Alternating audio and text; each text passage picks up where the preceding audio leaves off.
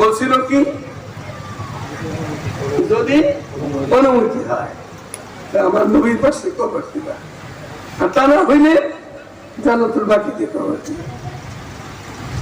কেউ দেখতেছে না, কিন্তু মাইকের আওয়াজটা তো শুনতেছি না। আমাকে আপনার দেখতেছে, আমি আপনার দেখতেছি। কত মানুষ, অগণিত মানুষ সেখানে। কে বা কাহারা একটা সুন্দর আওয়াজ দিতেছে, সবাই শুনতেছে। আওয়াজ আসতেছে, সবাই শুনতেছে। আওয়াজটা কি আসতেছে? আদখিলুল হাবিবা ইলা হাবিবিহি। আওয়াজটা আসতেছে বন্ধুরে বন্ধুর সাথে টানাটানি মিলে দাও।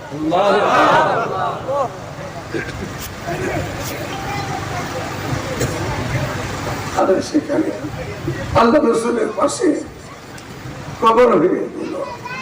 আজও আছে গানে শহরের মধ্যে ছিলেন সাথে। এখন কিয়ামতের আগ পর্যন্ত রওজায়ে পাকের ভিতরে নিজের শ্বশুর আমাদের সকলের নবী, নবীর সাথে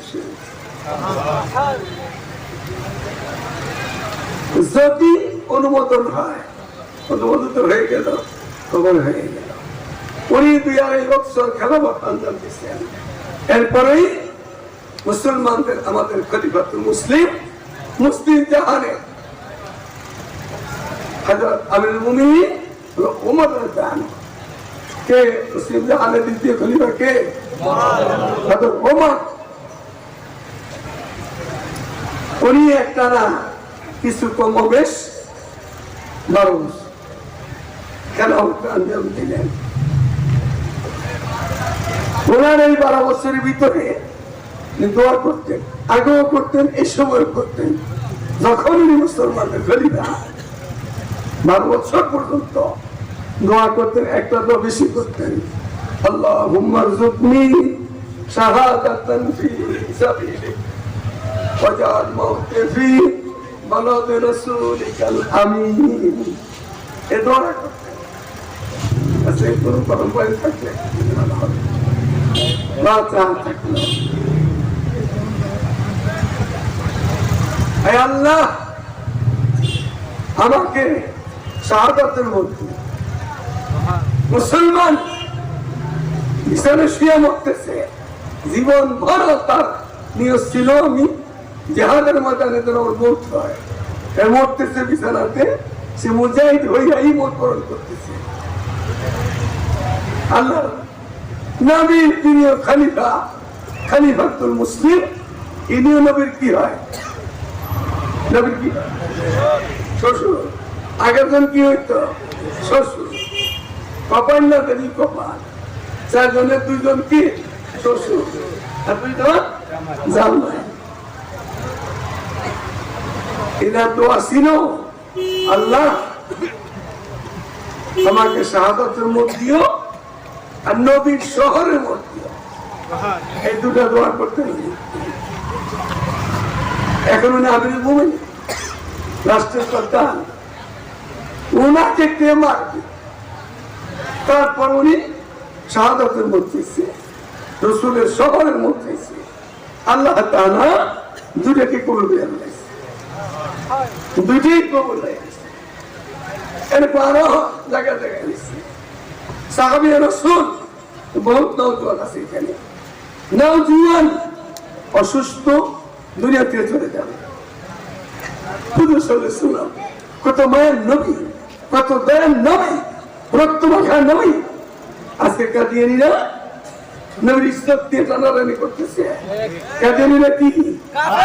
কাদিয়ানীরা এই কাদিয়ানীদেরকে অমুসলিম ঘোষণা দেওয়ার জন্য সরকারের কাছে যত রকমের চেষ্টা করতে হয়, সবাই তৈরি আছেন। দাবি আদায় করতে হবে। আমি ওমর দোয়া করতেছে, দুটা নওজোয়ান অসুস্থ,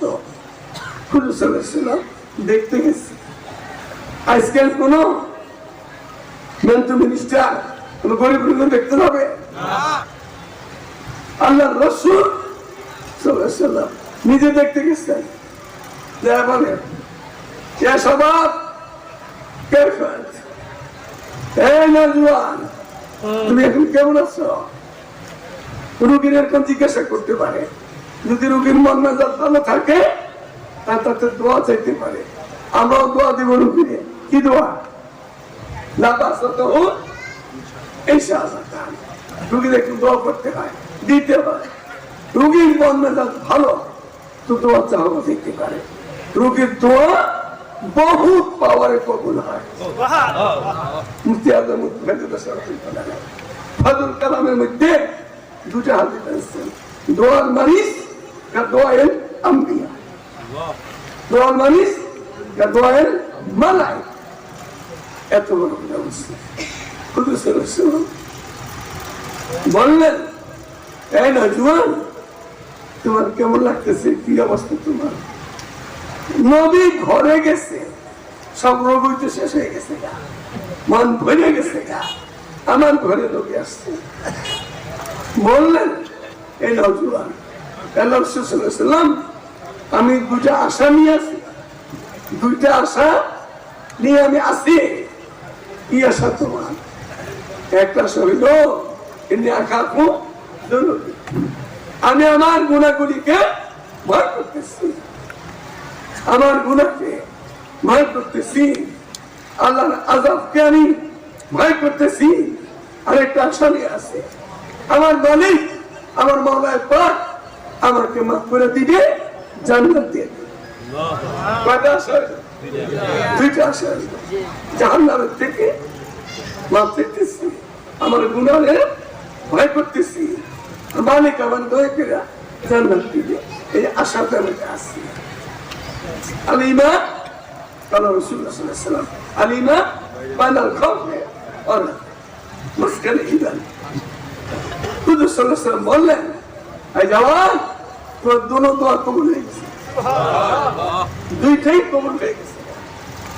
তুমি যে নিজের গুনাহকে স্মরণ করছো আর ভয় করছো, আল্লাহ তোমাকে মাফ করে দিছে। তুমি যে আল্লাহর কাছে জান্নাত চাইছো, আল্লাহ তোমাকে জান্নাত দিয়ে দিয়েছে। দুইটা হয়ে গেল, দুইটাই হয়ে গেল।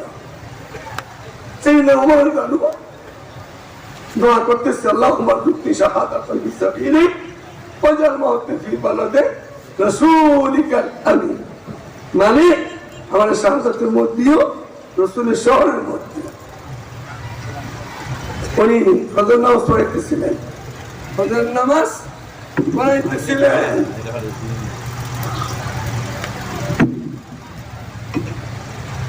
নামাজের প্রথম রাকাত হয়ে গেছে, দ্বিতীয় রাকাতের মধ্যে মসজিদে নববীর মধ্যে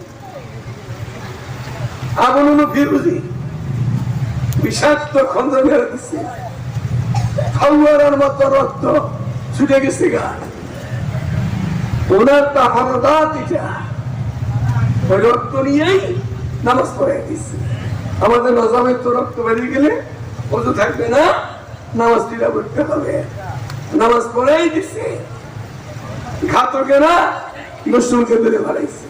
আবু নুনু ফিরুজি এখন মুমিন ঘোষণা দিলেন, এ আমার দেশবাসী, তোমরা এই লোককে মারবা না।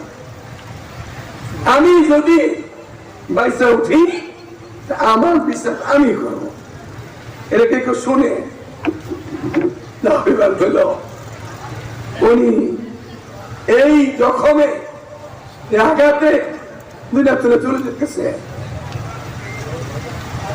বিদায় মুহূর্তে নিজের ছেলে আব্দুল্লাহ ইবনে ওমর আব্দুল্লাহকে বলতো, এই আব্দুল্লাহ এই মুহূর্তে আমাদের আয়েশার সাথে দেখা করো, আর বলবা যে এই 2 নম্বর জায়গাটা ইনসাফ ইনসাফ নেই আছে। একজনের জন্য 10 জনকে খুন করে, একজনের জন্য 1000 জনকে খুন করছে, গম করছে। আল্লাহ তাআলা দুনিয়াতে ধরছে এই সূর্যের আলোতে পলায় যাইতে পারতেছে। কইছে না আমিরুল মুমিনিন নিজের জীবনের কথা বলছে, তোমরা বিচার করো না, আমি তোমার সাথে শুনবে না। আব্দুল্লাহকে বলে না আমাদের আয়সার কাছে, আমাদের আয়সা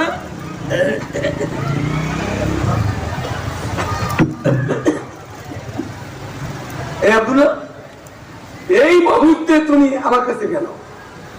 আসমান কালো হয়ে গেছে, জমিন কালো হয়ে গেছে, সাগর সমুদ্র কান্নাকানি করতেছে, দুনিয়ার মানুষ সারা জগৎ কাঁদতেছে তোমার বাপের দিকে, আর তোমার বাবা চলে গেল যেতেছে গা, তুমি আমার কাছে কেন? তো বলছে আমার বাবাই পাঠাইছে। তো বাবা পাঠাইলে তার কোনো সওয়াল থাকে না, কে নিয়ে তোর বাবা পাঠাইছে বলো? বলছে আমার বাবা পাঠাইছে আপনার কাছে। এই 2 নম্বর জায়গাটা আপনার কাছে অনুমতি চাইছে, আর অনুমতি দিলে আমার বাবার কবরটা এখানে হবে। উনি কতক্ষণ চুপ করে থাকলেন, এরপরে বললো আব্দুল্লাহ কি খবর নিয়ে আসছে? শোনো,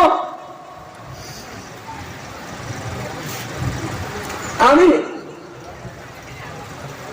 সাইয়েদা আয়েশা বলতেছেন আমি আমার বাবার সাথে বাবা আমি আমার স্বামীর সাথে এই জায়গায় থাকবো, আমি নিয়ে কেউ রাখছি। তোমার বাপে যদি অন্য কিছু চাইতো আমি দিয়ে দিতাম, এমনকি আমার কলিজা যদি চাইতো বাইক করে দিয়ে দিতাম। দুঃখে বলতেছিলেন আর তোমার বাবা আমার এখানে থাকতে চাইল। আবার চুপ করেছে, তো বললেন কি যাও তোমার বাবার জায়গা দিয়ে দিলাম,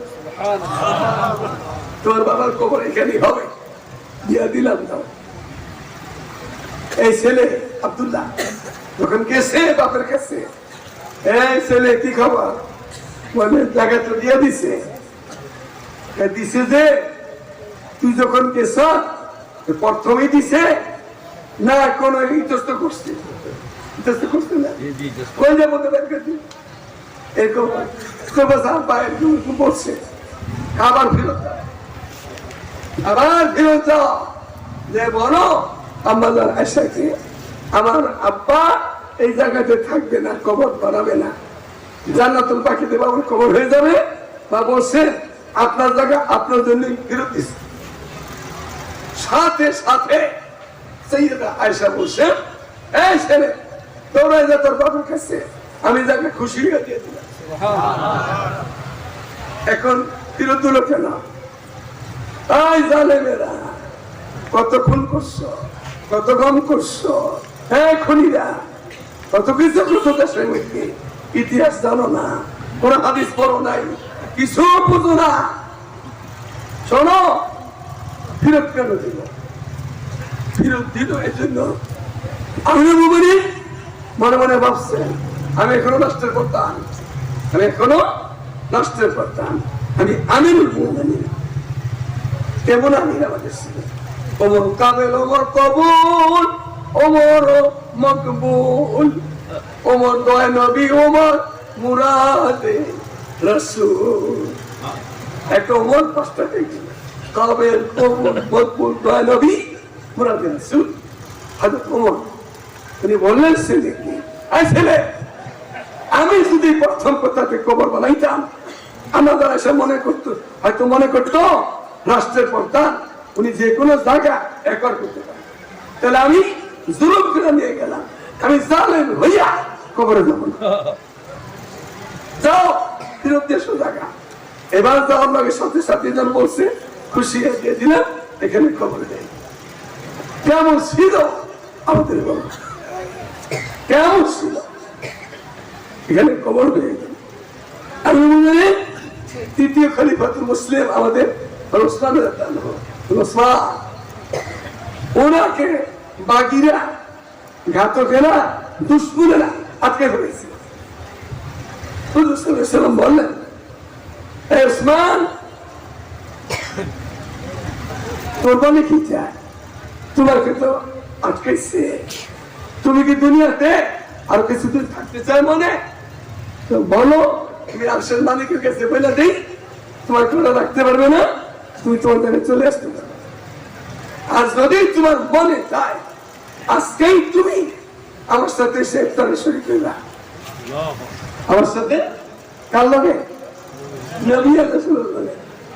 হযরত ওসমান বললেন, আল্লাহর রাসূল, আর আমি থাকতে চাই না।